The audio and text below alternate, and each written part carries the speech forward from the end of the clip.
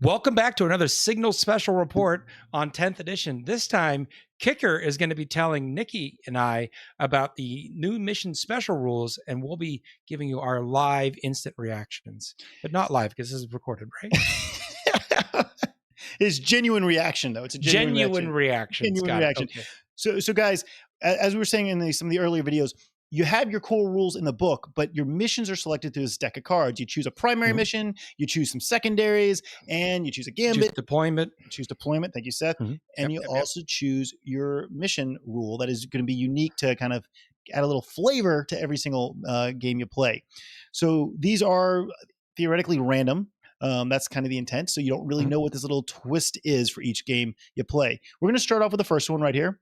There is quite a few, so just to give you a heads up, there's a lot of you can't prepare for all of them. There's just too many, so you kind of just have to take what you give. All right, first one, Maelstrom of Battle. In this mission, shuffle the remaining mission rule cards together before drawing 2 new mission rule cards. If either of these new mission rule cards is Chilling, Rain, Disdain, discard that mission rule card and draw 2 additional mission rule cards for a total of 3 mission rule cards. Apply all. Oh wow. So basically, apply all drawn mission rule cards to the battle. So instead of all right, that can get crazy. I'm sure. That can get crazy. So we don't know what the rest of are yet, but wow. One of them is just draw more cards. Draw more cards. That's like a bad Uno card. I don't know. How I feel that's about like that. No one wants to play with that. Okay. Here's a nice easy one. Vox Static. In this mission, the command reroll stratagem and new order stratagem both cost 2 CP to use. So okay, you're gonna get less new order resources stratagem. Here. Yeah. Nothing too crazy there. Delayed reserves. In this mission, until the start of the 3rd battle round, each time a reserves or strategic reserves unit wishes to arrive in the battlefield, the controller player must make a reserves roll for it. Wow. To do so, that player rolls 1d6 on a 3-up that unit arrives on the battlefield. Otherwise, that reserve unit roll fails and the unit does not arrive. Oh no, that's rough. That's rough because some people can be building armies around the deep strike mechanic, and if that's a mission, just a third of your units aren't available in that turn 2. That could be, depending on what that third is, that could be rough. Oh my gosh. Hey guys, I mean, I'm going to point out Nicky D here, everybody. Hey, voice in the warp. Demons player, right? That's an item where, right? I will say I do like having some rules like that potentially in play because, if you're an army that's only wanting to build off of an alpha strike and having your opponent set, well, you know what? You can't have that as your only way to win the game. I think really a lot of the rules in this edition are setting themselves up to play something more of a balanced game and maybe some less gotchas for players, especially if that's, a big alpha strike can be tough, especially on new players. So as a Demons player, I'm afraid of facing that card. But as someone who plays the game quite a bit, I think it's a good way to have a mixed approach for different opponents and different skill levels. All right. I like it. Yeah, I was getting all sad because I'm like, oh, my Scions. But then I realized entire armies, not just units, armies are very dependent on reserves like Demons. Jeez. This one, Scrambler Fields. In this mission, 4 bullet points. Players' units with infiltrators abilities cannot be set up within range of an objective marker that is either no man's land or their opponent's deployment zone. That's kind of a cool change. So they can still be deployed in no man's land, just not on objectives. Yeah. Okay. And basically it goes on to say the exact same thing for units with a scout ability, and then the redeploy ability as well. Okay. And when a player's reserves and strategic reserves units are set up on the battlefield, they cannot be set up within range of an objective marker that is, either. So you can only get on objectives by literally just walking onto them. Yeah. What do you think, Seth? Do you like that? You're a foot slogger. I enjoy that because in that one, like I didn't, if I leave an opening in my backfield, they can't come in on the objective. Yeah. So if I were walking off an objective for some reason, I don't have to worry about my opponent just dropping that unit of science on that objective and sealing it, Kicker. Yeah, that's dude. Yeah. Honestly, it also is going to help like super elite armies that just don't have the guys to babysit every objective. Yeah. I like it. Okay, cool. Next one, Secret Intel. In this mission, each player's command phase, the first time that player draws a secondary mission card, that phase, the player can draw 1 additional secondary mission card and then discard one of their active secondary mission cards. So, yeah. Draw more. It lets you filter through that secondary objective deck. I like it. Yeah, and Nicky D, have you seen how secondary cards work yet? The secondary mission deck yet works? Yeah, I've seen that one. I like it. I'll note that almost seems like a cycling ability for our friends that are familiar with Magic: The Gathering, where you're able to just go through more cards quickly. So I like that kind of mechanic, and especially for a fast-paced game, Unless gives you you more draw tactical 3 of the good flexibility. objectives, And and then you yeah, have to discard 1. There we go. Yeah, that's not so good. All right. Supply lines. In this mission, if a player controls the objective marker in their own deployment zone at the start of their command phase, they roll 1d6. On a 4-up, that player gains 1 additional CP. That's nice. More CP. I like that. Yeah, that's we just talked about the stratagems, and generally speaking, there are a lot of really strong ones that are 2 CP. So a mission where we get more than normal, I think, could be really dynamic. We'll call it. I like that a lot. Okay, guys, bear with me. This one is a mouthful. In this mission, objective markers are not placed. Okay, sorry. This is called Chosen Battlefield. In this mission, objective markers are not placed as shown on the deployment card drawn. Instead, players roll off at the start of the place objective marker setup, and then alternate setting up objective markers one at a time, starting with the winner of the roll off. So it's player placed objectives. Yeah, and I mean, we can go into the specifics, but basically they got to be 6 inches away from the battlefield edge, 9 inches away from other objective markers, and then basic rules. They got to be set up. So rather than having a fixed objective deployment, this is a player placed one. Yeah. I'm trying to see if there's anything really interesting else to say about this one.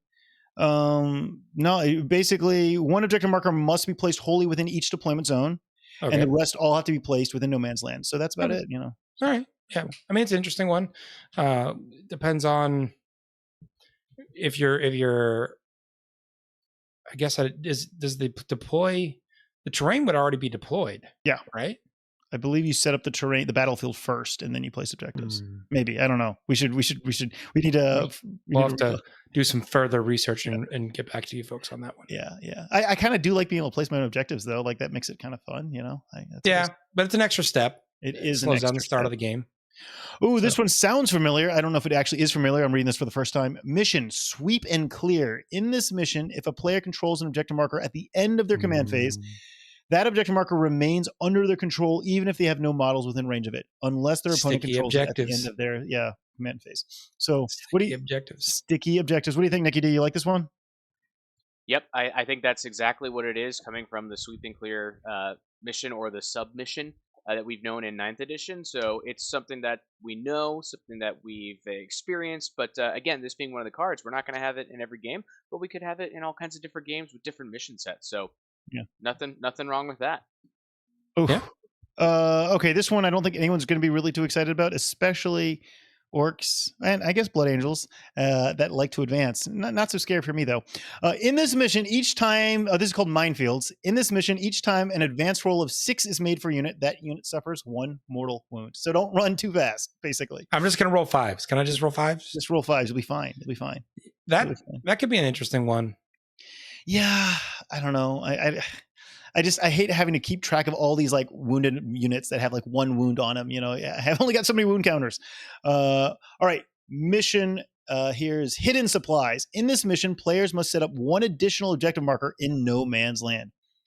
Unless the chosen battlefield mission rule is also in effect, unless the chosen battlefield, that's the name of the mission rule. The player placed objective. Yeah, the player placed one. Before setting up this new objective marker, players must first move the objective marker in the center of the battlefield 6 inches directly towards one of the corners of the battlefield.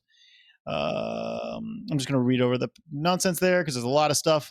Players then set up the new objective marker 6 inches from the center of the battlefield towards the diagonally opposite corner of the previous. So basically, you're just moving out. You're adding an objective. Yeah. Just moving. So this mission would have an extra objective. Yeah, an extra objective marker. So okay. I kind of like it. I mean, do you guys like? I like more objective markers personally. I'm always happy when there's more on the table as opposed to less because I have more horde armies. I can control more of the battlefield than my opponent usually. So, but if there's more objectives, it's harder for you to deny them having those objectives. Oh, okay, fair enough. Okay, mission here is called Chilling Rain. This is the shortest description. In this mission, no additional mission rules apply.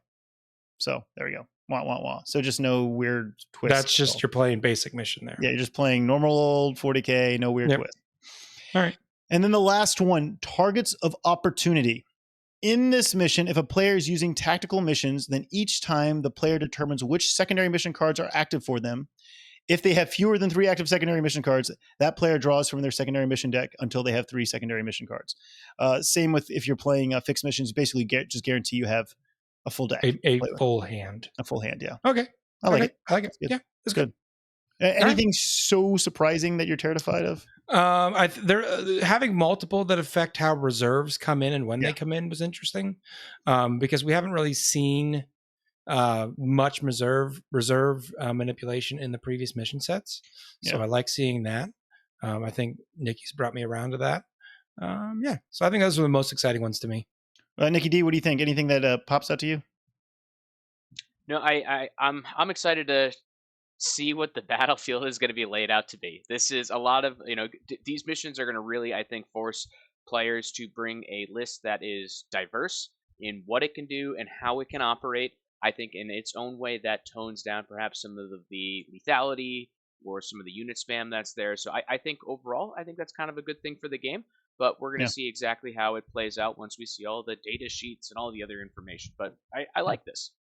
Yeah, and I think it was, I think both you guys have really good points. I think it's nice for the variety, right? There's such a range here to keep it interesting, no matter what. Even the idea that there's one mission that's just place your own objectives, that's kind of fun. So nice range here. Sweet. Thank you so much, guys.